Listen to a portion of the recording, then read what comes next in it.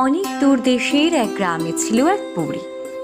এক পরমা সুন্দরী মেয়ে ছাড়া বুড়ির সংসারে আর কেউ ছিল না। কিন্তু সুন্দরী হলেও বুড়ির মেয়ের মতো অহংকারী অলস মেয়ে সারা গ্রামে আর দুটি ছিল না। সারাদিন সে নিজে সাজ পোশাক নিয়েই মেতে থাকত, মাকে ঘরের কাজে সাহায্যও করতো না। গ্রামে কারোর সঙ্গে সে ভালো করে কথা পর্যন্ত বলতো না। রূপের অহংকারেই ডুবে ছিল সে। হ্যাঁ রে চাপা, কি ব্যাপার? কি এতটা বড় হলি, এখনো সংসারের এতটুকু কাজ করিস না? ওসব কাজ আমার ভালো লাগে না। নিজের বাড়ির কাজ করবি, নিজের ঘরের কাজ করবি, সেটা ভালো লাগে না? ইস, ঘর কি আমার ঘরের ছিঁড়ি? ছোট্ট একটা কুটির, দুটো মোটে ঘর, না আছে ভালো কোনো আসবাব, না পালঙ্ক, না দেরাজ। আমার মুখ দেখবার একটা ছিঁড়ির আয়না পর্যন্ত নেই। কি হবে এই ঘরের কাজ করে? সেন কাকিমার মেয়ে রুমনির কি সুন্দর একখানা নিজের ঘর, কেমন সুন্দর হাতির দাঁতের কাজ করা পালঙ্ক, কেমন সব সুন্দর সুন্দর রেশমি শাড়ি, গা ভরা সোনার গয়না। আর আমার আমার কি আছে? না আছে একখানা রেশমি ভালো শাড়ি, না হাতে দেবার মতো দুগাছি চুড়ি। ঘর কি হবে এই ঘরের কাজ করে? ওসব আমার ভালো লাগে না। ছি মা, নিজের মাথা গোছবার ঠাঁইকে ওরকম বলতে আছে? সেনবাড়ি এই গ্রামের জমিদার, তাদের ঘরে যা আছে তা কি সবার ঘরে থাকে? আমাদের যা আছে আছে, তাই নিয়ে আমরা ভালোই তো আছি। আচ্ছা, ঘরের জন্য না হলো আমাকেও একটু সাহায্য করতে পারিস তো? উফ, সকাল সকাল তোমার শুরু হলো তো। আমাকে একটু বসে থাকতেও দেবে না তুমি। আমি বাবার এই রোদের মধ্যে জলান্তে যেতে পারবো না। আমার কাঁচা সোনার মতো রং পুড়ে যাবে না?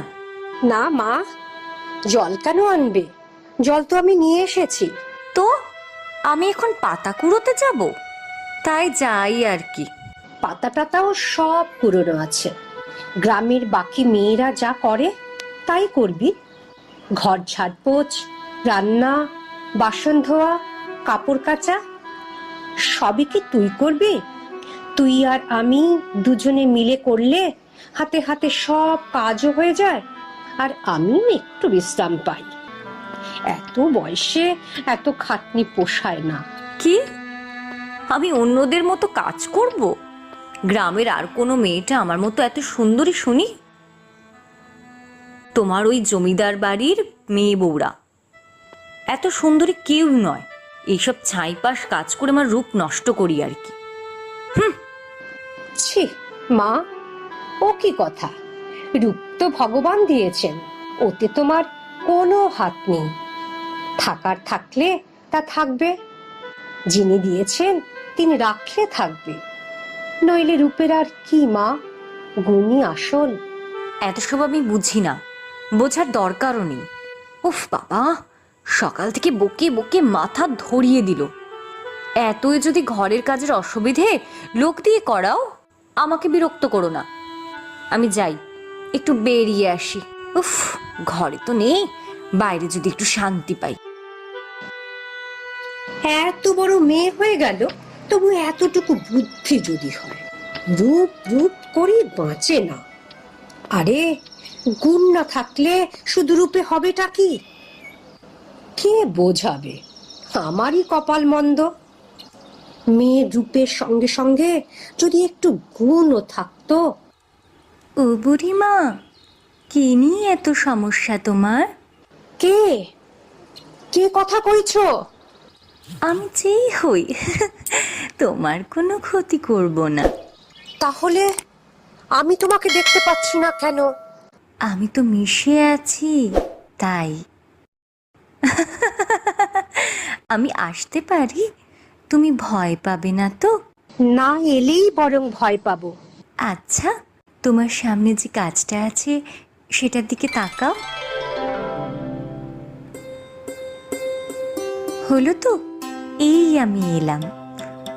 এবারে ভয় করছে না তো? না, এখন আর ভয় করছে না। তুমি তো আমার মেয়ের মতোই। এই মেয়েকে নিয়েই তোমার সমস্যা? তোমরা হলে পড়ি, সবই জানো।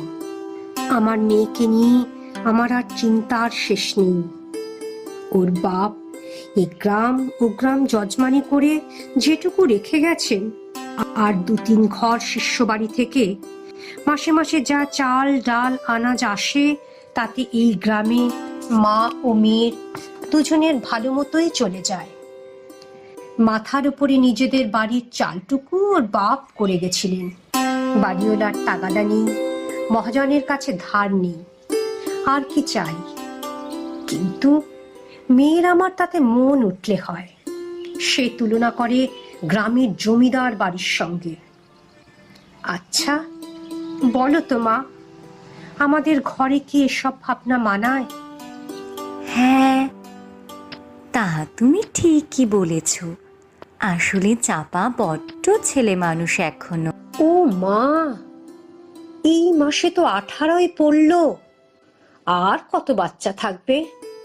সেই জন্মদিন নিয়েও কি অশান্তি মা, তা কি বলবো। জানি আমি, তুমি যে পায়েস করেছিলে পছন্দ হয়নি। শুধু কি তাই? তাকে কোনো দামি উপহার দিইনি কেন? কেন পোলাও কালিয়া এসব করিনি? উফ। আচ্ছা বুঝেছি। দেখো বুড়িমা, আমি তোমাকে অনেক দিন ধরে দেখছি, আর তোমাকে ভালো লাগে। আমি তোমাকে সাহায্য করব। সত্যি মা, করবে? কিন্তু ওই মেয়েকে কিভাবে কি করবে? সেসব আমার উপর ছেড়ে দাও। মেয়ের ভালো ঘরে বিয়ে হোক, তাই চাও তো? তা তো চাই। দেখাই যাক কি করতে পারি। এখন আমি যাই, আবার পরে কথা হবে। পরীর সঙ্গে দেখা হওয়ার পরে বেশ কয়েকদিন কেটে গেছে, কিন্তু চাঁপার ব্যবহারে কোনো পরিবর্তন দেখা যায় না। বুড়ি ক্রমশ হতাশ হয়ে পড়তে থাকে। একদিন বিকেলে বুড়ি বেরিয়েছিল কিছু দরকারি জিনিস কিনতে। চাঁপা ঘরে একাই ছিল। ওরে চাপা, আজ কি হয়েছে জানিস? না বললে জানবো কি করে? বলছি ঘরে চল। আহ, আমি তখন চুল বাঁধছি। একটা নতুন ধরনের বাঁধা শিখেছি, সেটা করার চেষ্টা করছি।